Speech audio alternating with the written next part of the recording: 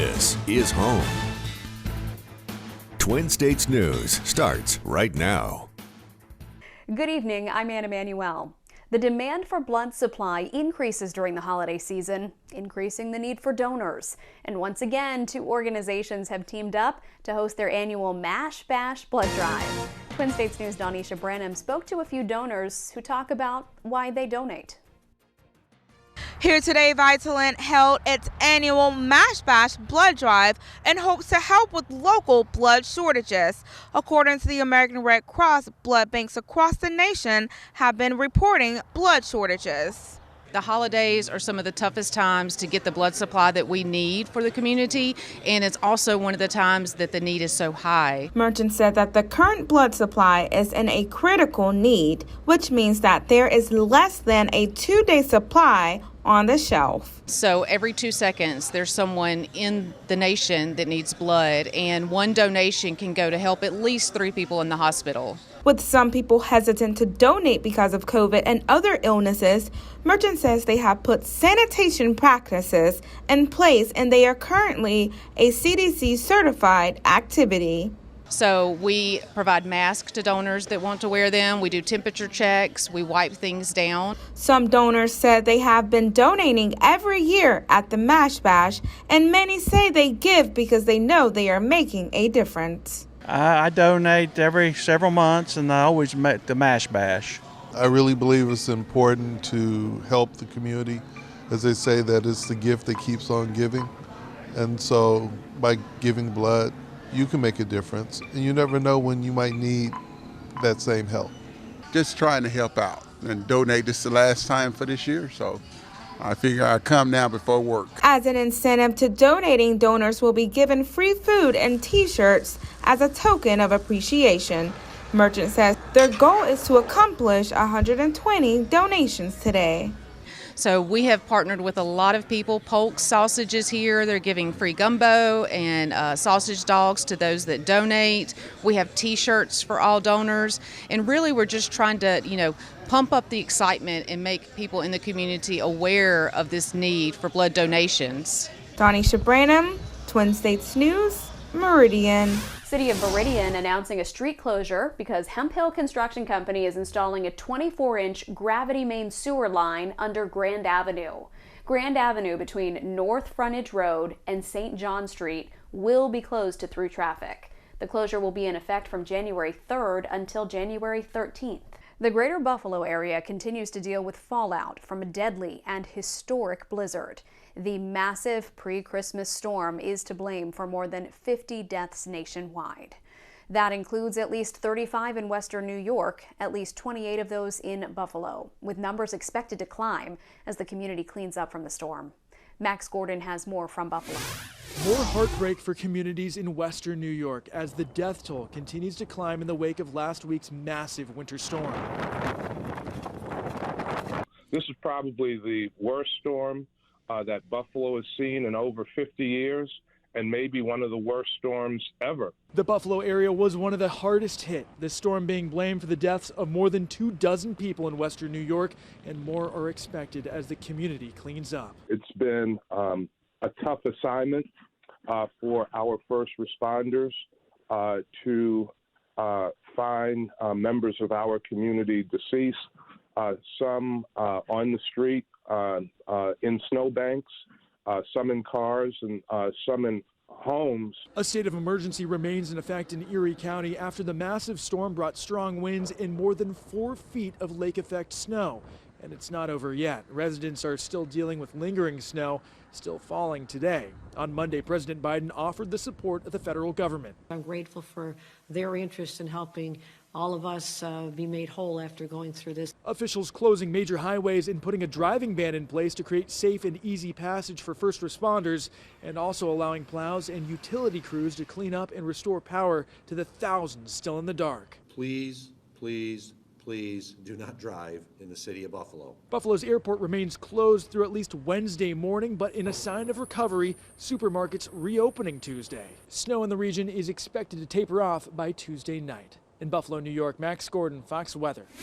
The Department of Transportation says it will investigate Southwest Airlines flight cancellations in recent days that have left passengers stranded across the nation. Although many airlines were forced to cancel flights due to the weekend winter storm, Southwest had the most problems. According to the tracking website FlightAware, of more than 2,800 flights canceled in the U.S. early this morning, more than 2,500 were canceled by Southwest. A Southwest spokesperson says cancellations snowballed due to the storm that impacted flight crews and planes. Now that the Christmas holiday is over, millions of Americans will begin taking a look at their year-end expenses, including those credit card bills. And some economists are becoming increasingly worried about the threat of a recession. William Lajeunesse reports. With just a few days left to go until the new year, economists are evaluating mixed data as they try to gauge the state of the economy. The Federal Reserve is in focus, with many worried about the next steps they plan to take to get prices under control. You have a Federal Reserve who's sticking with the 2% inflation target. They have to raise interest rates. They are behaving, as I said before, like a petulant 2-year-old. The housing market is feeling the pinch from the Fed's aggressive rate hikes. New economic data out Tuesday revealed U.S. home prices fell for a fourth straight month, with higher mortgage rates cooling demand. You've seen such huge price gains year over year over year. Even in some markets, if they're lowering by 20%, these sellers are still making money. Meanwhile, higher prices didn't stop shoppers from spending during this year's holiday season. MasterCard reported retail sales rose 7.6%. They found many Americans chose to eat out during the holidays, with restaurant spending up 15.1%. This is a pretty early report, a preliminary report, and if history is any judge, I think when you see the sales come out in January for the holiday, they're going to be lower than these numbers. Another interest rate hike is expected in February, but by how much is going to depend on the next round of economic data. In Los Angeles, William Lajeunesse, Fox News. Former President Donald Trump's tax returns will be released on Friday, according to a spokesperson for the U.S. House Ways and Means Committee. The Supreme Court granted the Democratic-controlled committee access to the documents last month as part of an investigation into the former president's taxes. Last week, the committee released an initial report on its findings, which said the IRS didn't audit Trump for 3 of the 4 years of his presidency. Friday's release is expected to include Trump's tax returns filed between 2015 and 2021. Trump was the first presidential candidate in decades who did not release his tax returns during either of his campaigns. A man who plotted to kidnap Michigan Governor Gretchen Whitmer was sentenced to 16 years in prison. Adam Fox was one of 2 men to plot the scheme following the governor's execution of COVID-19 restriction policies within the state, which caused outrage from many far-right groups. Federal Judge Robert Jonker choosing not to go with prosecutors' ask of a life sentence, saying he didn't think it was necessary to, quote, achieve the important public deterrent factors. Undercover FBI agents infiltrated the group before the kidnapping could take place. Incoming Republican Congressman George Santos says he embellished parts of his resume during his successful campaign for the U.S. House, and now some Democrats are calling for him to step down. Madeline Rivera has more from Washington. Make some noise!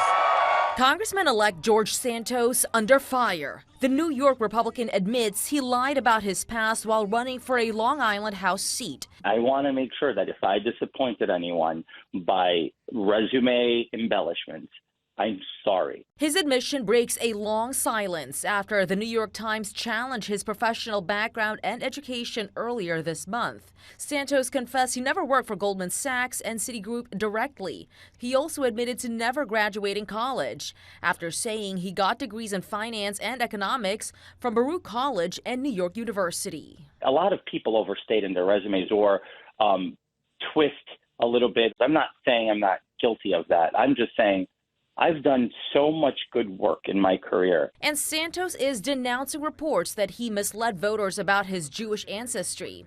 His campaign website stated that his grandparents fled Jewish persecution, but he told the New York Post, "I am Catholic. Because I learned my maternal family had a Jewish background, I said I was Jewish." I'm not a fraud. The 34-year-old, who is the first openly gay Republican to win a House seat as a non-incumbent, says he still intends to serve out a full term, but his lies have Democrats calling for his resignation. His former opponent is also digging in. He defrauded the citizens of our congressional district. This is much bigger than Democrat and Republican politics. Republicans clinched a slim majority in November, but House Minority Leader Kevin McCarthy has yet to comment on these new revelations. In Washington, Mallory Rivera, Fox News. Still ahead, we have your forecast. Plus, the massive winter storm brought new attention to the challenges of those who don't have a place to call home. Coming up, a look at the work being done to combat homelessness.